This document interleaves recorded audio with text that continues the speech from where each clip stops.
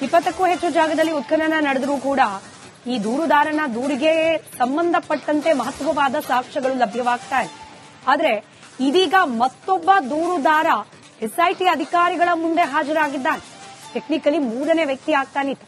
13ನೇ ಜಾಗ ಇವತ್ತೇನು ಉತ್ಖನನ ಮಾಡಲಾಗ್ತಾ ಇದೆ, ಈ ಜಾಗದಲ್ಲಿ ಶವವನ್ನ ಹೂತಿಟ್ಟಿದ್ದನ್ನ ನಾನು ನೋಡಿದ್ದೇನೆ ಅಂತ ಹೇಳಿ ಈ 3ನೇ ದೂರುದಾರ ಹೇಳ್ಕೊಂಡಿದ್ದಾನೆ. ಈತನ ಹೇಳಿಕೆಯನ್ನ ಎಸ್ಐಟಿ ಅಧಿಕಾರಿಗಳು ಸಾಕ್ಷ್ಯವಾಗಿ ಪರಿಗಣಿಸ್ತಾರಾ? ಈತನ ಹೇಳಿಕೆಯನ್ನು ಮುಂದಿಟ್ಕೊಂಡು ಉತ್ಖನನ ಕಾರ್ಯವನ್ನ ಮುಂದುವರಿಸ್ತಾರಾ ಅನ್ನೋದು ಸದ್ಯಕ್ಕಿರುವ ಕುತೂಹಲ. ಧರ್ಮಸ್ಥಳ ವಿರೋಧಿಗಳಿಗೆ ಸೋಲಿನ ಭೀತಿ ಶುರುವಾಯ್ತಾ? ಹಾಗಾಗಿ ಕಟ್ಟು ಕಥೆಗಳು ಶುರುವಾಗ್ತಾ ಇದೆಯಾ? ಇದೀಗ ಎಸ್ಐಟಿ ಅಧಿಕಾರಿಗಳ ಎದುರು ಮತ್ತೊಬ್ಬ ವ್ಯಕ್ತಿ, ತುಕಾರಾಂ ಹೆಸರಿನ ಮತ್ತೊಬ್ಬ ವ್ಯಕ್ತಿ ಆಗಮಿಸಿರೋದು ಮತ್ತಷ್ಟು ಕುತೂಹಲಕ್ಕೆ ಕಾರಣವಾಗ್ತಾ ಇದೆ.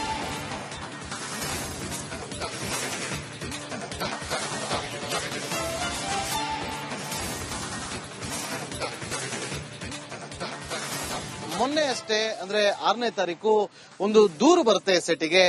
ಇಬ್ಬರು ನಾವು ಗ್ರಾಮಸ್ಥರು, ನಾವು ಕೂಡ ಕಣ್ಣಾರೆ ಕಂಡಿದ್ದೀವಿ. ನಮ್ಮನ್ನು ಕೂಡ ಸ್ವತಂತ್ರವಾಗಿ ಇಲ್ಲಿ ನಮ್ಮ ಹೇಳಿಕೆಯನ್ನ ಹೇಳೋದಕ್ಕೆ, ನಮ್ಮ ಹೇಳಿಕೆಯನ್ನ ತಿಳಿಸೋದಕ್ಕೆ ನಮ್ಮನ್ನು ಕೂಡ ನಿಮ್ಮ ತನಿಖೆಯ ಭಾಗವಾಗಿ ಸೇರಿಸಿಕೊಳ್ಬೇಕು ಅಂತ ಹೇಳಿ ಮನವಿಯನ್ನ ಮಾಡಿಕೊಂಡು ಇಬ್ಬರು ಬಂದು ದೂರನ್ನ ಕೊಟ್ಟಿದ್ರು. ಎಸ್ಐಟಿ ಮುಂದೆ ಬಂದಿದ್ದೀರಿ, ಏನು ವಿಚಾರವನ್ನ ಹಂಚಿಕೊಳ್ಳಕ್ ಬಂದಿದ್ರಿ? ಏನೆಲ್ಲ ಎವಿಡೆನ್ಸ್ ಗಳನ್ನ ಕೊಡೋದಕ್ಕೆ ಬಂದಿದ್ರಿ? ಏನ್ ವಿಚಾರ? ನಾವು ಎವಿಡೆನ್ಸ್ ಅಂದ್ರೆ ನಾವು ಇಲ್ಲಿ ಏನೋ ಒಂದು ಊತ ಹಾಕಿದ್ದನ್ನು ನಾವು ನೋಡಿದೆ ಅಂದ್ರೆ ಇವರಲ್ಲ, ಭೀಮಾ ಬಂದ ಅವನ ಹತ್ರ ಅಲ್ಲ, ನಮ್ಮ ನಾವು ಸ್ವಂತ ನಾವು ನೋಡಿದ್ದನ್ನು ಹೇಳು ಅಂತ ಹೇಳಿ ಚಾರಿಟಿಗರು ಬಂದಿತ್ತು. ಬೇರೆ ಯಾವ್ದು ಇದರಲ್ಲಿ ಬಂದಿದ್ದಲ್ಲ, ಯಾರ ಮೇಲೆ ಅಪವಾದ ಹಾಕಿ ಬಂದಿದ್ದಲ್ಲ, ನಮ್ಮ ಕ್ಷೇತ್ರ ಮೇಲೆ ಅಪವಾದ ಅಲ್ಲ. ನಾವು ಹುಟ್ಟಿದ್ದೆ ಧರ್ಮಸ್ಥಳದಲ್ಲಿ, ನಮ್ಮ ಕ್ಷೇತ್ರನೇ ಧರ್ಮಸ್ಥಳ. ಹೂತಾಕಿದ್ದು ಅದ್ರ ಬಗ್ಗೆ ತನಿಖೆ ಆಗಬೇಕು ಅಂತ ನೀವು ಬಂದಿರೋದು? ಹೌದೌದು, ತನಿಖೆ ಆಗಬೇಕು. ಈಗ ಬಂದಿದಾರಲ್ಲ, ಈಗ ಬಂದ ತನಿಖೆ ಆಗ್ತಾ ಉಂಟು. ಇನ್ನು ಯಾರ ಹತ್ರ ಹೇಳೋದು? ಈಗ ಬರುವಾಗ ಒಂದು ನಮ್ಗೆ ಅವಕಾಶ ಇದ್ದವನು ಹೇಳ್ಬೇಕಲ್ಲ. ಯಾಕೆಂದ್ರೆ ಯಾರೇ ಆಗ್ಲಿ, ಯಾವ ಇದು ಮನುಷ್ಯ ಆಗ್ಲಿ ಎಂತ ಆಗ್ಲಿ, ಇದಕ್ಕೆ ಒಂದು ಇದು ಬೇಕಲ್ಲ. ಸುಮ್ನೆ ಸತ್ತು ಅವರನ್ನು ಎಲ್ಲೆಲ್ಲಿ ಹಾಕುವುದು ಏನಂತ ಹೇಳಿ ಒಂದು ಮೀರ್ತದೆ ಆ ತರ. ಓಕೆ, ಈಗ ಒಂದು ವಿಚಾರ, ಈಗ ನಾವು ಕೂಡ ಸಾಕ್ಷಿ ಹೇಳೋದಕ್ಕೆ ಅಂತ ಬಂದಿದ್ದೀವಿ. ನಮ್ಮನ್ನು ಕೂಡ ಸ್ವತಂತ್ರವಾಗಿ ನಮ್ಮ ಹೇಳಿಕೆಯನ್ನ ಕೊಡೋದಕ್ಕೆ ನೀವು ತನಿಖೆಯ ಭಾಗವಾಗಿ ನಮ್ಮನ್ನ ಸೇರಿಸಿಕೊಳ್ಳಿ ಅಂತ ಹೇಳಿ ಬಂದಿದ್ರಿ. ಏನ್ ಹೇಳಿದ್ರು ಎಸ್ಐಟಿ ಅಧಿಕಾರಿಗಳು? ಎಸ್ಐಟಿ ಅಧಿಕಾರಿಯವರು ಮೊನ್ನೆ ಮೈನ್ ಅಧಿಕಾರಿ ಹೇಳಿದ್ರು ಏನಂದ್ರೆ, ನೀವು ನೋಡಿದ ಹೌದಾ ಅಂತ ಕೇಳಿದ್ರು. ಹೌದಾ ಅಂತ ಹೇಳಿದೆ. ಅದಕ್ಕೆ ಅದು ಪಕ್ಕ ನೋಡಿದ್ರಲ್ಲ? ಹೌದು ನೋಡಿದೆ. ಅದನ್ನು ತೋರ್ಸ ಅಂತ ಅಂದ್ರು. ತೋರ್ಸೆ, ನೀವು ಯಾವಾಗ ಕರೀತೀರ ನಮ್ಮನ್ನು ನಾವು ತೋರ್ಸೇವೆ ಅಂತ ಹೇಳಿದೆ. ಎಲ್ಲಿ ಸ್ಪಾಟ್ ಅಂತ ಹೇಳಿ ನಾವು ತೋರ್ಸೇವೆ ಅಂತ ಹೇಳಿದೆ ಅಷ್ಟೇ. ಮತ್ತೆ ಅವತ್ತು ನಿಮ್ಮನ್ನ ಕರ್ಕೊಂಡು ಹೋಗ್ಲಿ ಬನ್ನಿ ತೋರ್ಸಿ ಅಂತ? ಇಲ್ಲ ಇಲ್ಲ ಇಲ್ಲ ಇಲ್ಲ ಇಲ್ಲ. ಅದಕ್ಕೆ ನಾವು ಕಂಪ್ಲೇಂಟ್ ಕೊಟ್ಟಿದ್ದೆ, ಏನು ಅಂತ ಹೇಳಿ ಕೇಳು ಅಂತ ಹೇಳಿ ಬಂದಿದ್ವಿ ನಾವು ಅವ್ರ ಹತ್ರ. ಈಗ ಬರುವಾಗ ಅವರು ಅಧಿಕಾರಿ ಬಂದಿಲ್ಲ ಅಂತ, ಬರ್ಬೇಕಷ್ಟೇ, ಅದಕ್ಕೆ ಅಂತ ಬಂದಿದ್ದು ನಿಂತ್ಕೊಂಡಿದ್ವಿ. ಈಗ ಮತ್ತೆ ಅವರು ಬಂದ್ರೆ ನೀವು ಹೊರಗಡೆ ಹೋಗ್ಬೇಕಾ? ಹೌದು ಹೌದು ಹೌದು, ಕರೆದಿದ್ದಾರೆ ಅದಕ್ಕೆ. ಸೊ ಈಗ ಈ ಮುಸುಕುದಾರಿ ವ್ಯಕ್ತಿ ಆತ ತೋರಿಸ್ತಿರುವಂತ ಜಾಗಗಳು, ಅದನ್ನ ಬಿಟ್ಟು ನೀವು ಬೇರೆ ಜಾಗವನ್ನ ತೋರಿಸ್ತೀರಾ? ಹೌದೌದು, ಅವರಿಗೆ ನನಗೆ ಸಂಬಂಧ ಇಲ್ಲ. ಅದು ಇಲ್ಲ ಇಲ್ಲ ಇಲ್ಲ ಇಲ್ಲ, ಆ ಮುಸುಕುದಾರಿದು ನನಗೆ ಸಂಬಂಧ ಏನಿಲ್ಲ. ಅವರ ಇದರಲ್ಲಿ ಎಲ್ಲಿ ಹಾಕಿದ್ದಾರೆ ಏನಂತ ನಾನು ನೋಡಿಲ್ಲ, ಇದು ಮಾಡಿಲ್ಲ. ನಾನು ನನ್ನ ಕಣ್ಣಾರೆ ನೋಡಿದನ್ನು ಹೇಳ್ತಾ ಇದ್ದೇನೆ ಅಷ್ಟೇ. ನೀವು ಮೂಲತಃ ಎಲ್ಲಿಯವರು? ಎಲ್ಲಿ ಹುಟ್ಟಿ ಬೆಳೆದಿದ್ದು? ಯಾವ ಊರವರು ನೀವು? ಈ ಘಟನೆಯನ್ನ ಯಾವಾಗ ನೋಡಿದ್ರಿ? ಎಷ್ಟೊತ್ತಲ್ಲಿ ನೋಡಿದ್ರಿ? ಯಾವ ಸಮಯದಲ್ಲಿ ನೋಡಿದ್ರಿ? ಯಾವುದು ಇದು ಬಾಡಿ ಹಾಕೋದನ್ನು ನಾವು ಒಂದು ಕೆಲಸ ಬಿಟ್ಟು ಹೋಗುವಾಗ. ಎಷ್ಟೊತ್ತಾಗಿರ್ಬೋದು ಅಂದಾಜು? 4:30-5 ಗಂಟೆಗೆ ಕೆಲಸ ಬಿಡ್ತೇವೆ ನಾವು.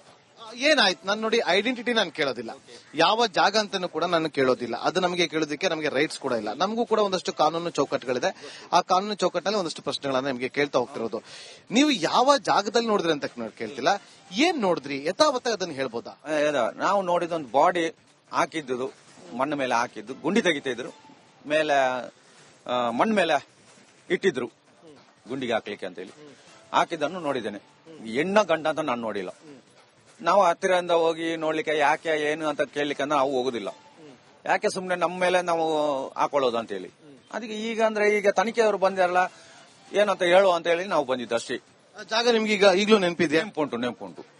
ನೆನಪುಂಟು. ಎಷ್ಟು ವರ್ಷದ ಹಿಂದೆ ನಡೆದಂತ? 2009 ಇಶ್ಯೂಯಲ್ಲಿ. ಆ ಜಾಗದಲ್ಲಿ ಇವತ್ತು ಜಾಗ ಹಾಗೆ ಇದೆಯಾ ಅಥವಾ ಅಲ್ಲಿ ಏನಾದ್ರು ಕನ್ಸ್ಟ್ರಕ್ಷನ್ ಆಗೋಗಿದೆ, ಅಂತದೇನಾರಾಗಿದೆಯಾ? ಇಲ್ಲ ಇಲ್ಲ, ಜಾಗ ಉಂಟು ಹಾಗೇನೆ. ಉಂಟು. ಅದು ಕಾಡ ಅಥವಾ ಒಳಗಡೆ ಧರ್ಮಸ್ಥಳ ಗ್ರಾಮದಲ್ಲ? ಕಾಡು ಗ್ರಾಮ ಅದೇ ಕಾಡು ಮಾತ್ರ ಅರಣ್ಯ ಪ್ರದೇಶ. ಹೌದೌದು. ಎಷ್ಟು ಜನ ಇದ್ರು ಅವತ್ತು?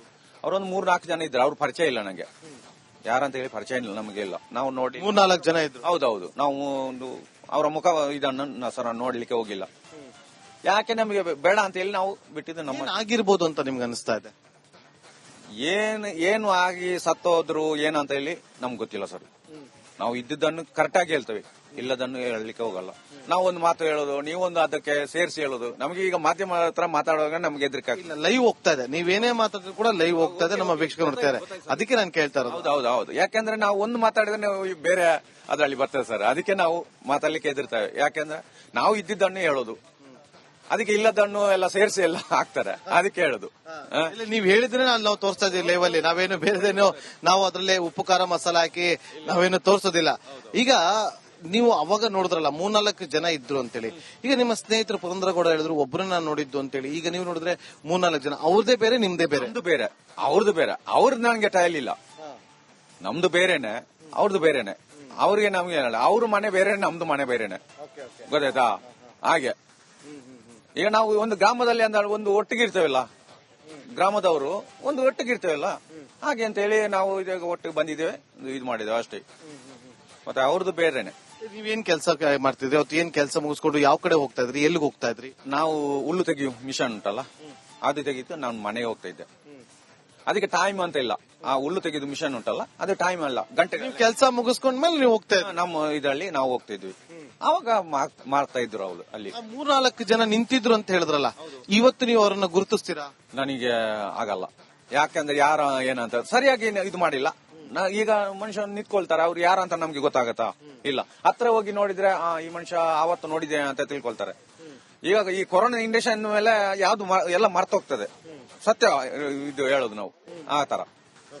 ಈಗ ಈ ಹಿಂದೆ ಗ್ರಾಮ ಪಂಚಾಯತಿ ಮೆಂಬರ್ ಬಂದು ಹೇಳಿದ್ರು, ಒಂದಷ್ಟು ಅರಣ್ಯ ಪ್ರದೇಶದಲ್ಲಿ ಕೊಳೆತ ಶವಗಳೇನಾದ್ರು ಸಿಕ್ಕಿದಾಗ, ಯಾರೋ ಬಂದು ಇಲ್ಲಿ ಆತ್ಮಹತ್ಯೆ ಮಾಡ್ಕೊಂಡಾಗ ಅದನ್ನ ನಾವು ಅಲ್ಲಿ ಹೂತಾಕ್ತಾ ಇದ್ವಿ, ಅದನ್ನ ಲಿಫ್ಟ್ ಮಾಡೋದಕ್ಕಾಗ್ತಾ, ಅಂದ್ರೆ ಅಲ್ಲಿಂದ ಹೆಣವನ್ನ ಎತ್ತೋದಕ್ಕೆ ಆಗ್ತಾ ಇರ್ಲಿಲ್ಲ, ಅಲ್ಲೇ ಹೂತಾಕ್ತಾ ಇದ್ವಿ ಅಂತ ಹೇಳ್ತಾ ಇದ್ರು. ಆ ತರದ್ದೇನಾದ್ರು ಇದೇನಾ ಅದು? 3-4 ಜನ ಇದ್ರು ಅಂತ ಹೇಳ್ತಿದ್ರಿ. ಗ್ರಾಮ ಪಂಚಾಯತ್ ಅಧಿಕಾರಿಗಳ ಸಮಕ್ಷಮದಲ್ಲಿ ಆಗ್ತಿತ್ತ ಅಥವಾ ಹೇಗೆ ಸರ್? ಆ ತರ ಇದ್ರೆ ಒಂದು ಪೊಲೀಸ್ ಬೇಕು, ಡಾಕ್ಟರ್ ಬೇಕು, ಅಲ್ಲಿ ಆಂಬುಲೆನ್ಸ್ ಬೇಕು, ಅದರಲ್ಲಿ ಎಲ್ಲ ತಗೊಂಡು ಬರ್ಬೇಕು. ಒಂದು ಗಾಡಿ ಬಂದು ನಿಂತು ಅದನ್ನ ತಗೊಂಡು ಹೋಗಿ ಹಾಕಿದ್ರೆ ಯಾವ್ದು ಪಂಚಾಯತಿಯಿಂದ ಹಾಕಿದಾರ, ಯಾವ್ದ್ರಲ್ಲಿ ಹಾಕಿದಾರ ನಮ್ಗೇನ್ ಗೊತ್ತಾ? ಗೊತ್ತಿಲ್ಲ. ಪಂಚಾಯತ್ ಹಾಕಿದ್ರೆ 6 ಡಾಕ್ಯುಮೆಂಟ್ಸ್ ಇರ್ಬೋದಲ್ಲ ಹಾಕಿದ್ದಿದ್ದೆ. ಈಗ ನೀವು ಅಲ್ಲಿ ಪೊಲೀಸರು, ಡಾಕ್ಟರು ಯಾರು ಇಲ್ಲ ಅನ್ನೋದು ನಿಮಗೆ ಕನ್ಫರ್ಮ್ ಆಗ್ತಾ ಇದೆ. ಬಟ್ ಈಗ ಆ 3-4 ಜನ ವ್ಯಕ್ತಿಗಳು ಯಾರು ಅನ್ನೋದು ನಿಮಗೆ ಗೊತ್ತಿಲ್ಲ. ನೀವು ಅಲ್ಲಿ ಧರ್ಮಸ್ಥಳ ಗ್ರಾಮದವರೇ, ಹುಟ್ಟಿ ಬೆಳೆದಿದ್ದೆಲ್ಲ ಅಲ್ಲೇ ಅಂತ ಕೂಡ ಹೇಳ್ತಿದ್ರಿ. ನಿಮ್ಗೆ ಏನಾದ್ರು ಅನುಮಾನ ಇದೆಯಾ ಯಾರ ಮೇಲೆ? ಏನಾದ್ರು ಈ ತರದ್ದು ಘಟನೆಗಳೀಗ ಈ ಮುಸುಕುಧಾರಿ ವ್ಯಕ್ತಿ ಬಂದು ಒಂದಷ್ಟು ಆರೋಪಗಳನ್ನ ಮಾಡ್ತಿದ್ದಾನೆ, ಇದೆಲ್ಲ ನೋಡಿದಾಗ ನಿಮ್ಗೇನ್ ಅನ್ಸುತ್ತೆ? ಏನ್ ಅನುಮಾನ ವ್ಯಕ್ತ ಆಗುತ್ತೆ? ಅನುಮಾನ ಅಂದ್ರೆ ನಮಗೆ ಏನಂತ ಹೇಳಲಿಕ್ಕೆ ಆಗಲ್ಲ ಸರ್. ಯಾಕೆಂದ್ರೆ ನಮಗೆ ಹೇಳುವಂತ ಇದು ಇಲ್ಲ. ನಾವು ನೋಡಿದನ್ನು ಹೇಳ್ಬಹುದು. ಮುಸುಕಾರಿ ಯಾವಾಗ ಇದ್ದ, ಯಾವಾಗ ಬಂದು, ಯಾವಾಗ ಊದ್ತಾ ಇದ್ದ, ಯಾವಾಗ ಕೆಲಸ ಸೇರಿದ ಅಂತ ನಮಗೆಲ್ಲ ಗೊತ್ತಿಲ್ಲ. ನಾವು ಕೆಲಸ ಅದನ್ನು ನೋಡಿಲ್ಲ ಅವನನ್ನು. ಈಗ ಎಲ್ಲರೂ ಕೂಡ ಒಂದಷ್ಟು ಆರೋಪಗಳನ್ನ ಮಾಡ್ತಿದ್ದಾರೆ. ಇಲ್ಲಿ ಒಂದು ಟೀಮ್ ಆಗಿ ಕೆಲಸ ಮಾಡ್ತಾ ಇದೆ. ಮಹೇಶ್ ತಿಮ್ಮರೋಡಿ, ಗಿರೀಶ್ ಮಟ್ಟಣ್ಣವರು, ಜಯಂತ್, ಇವರೆಲ್ಲ ಒಂದು ಟೀಮ್ ಆಗಿ ಕೆಲಸವನ್ನ ಮಾಡ್ತಿದ್ದಾರೆ ಅಂತೇಳಿ. ನೀವು ಕೂಡ ಅದೇ ಟೀಮಾ?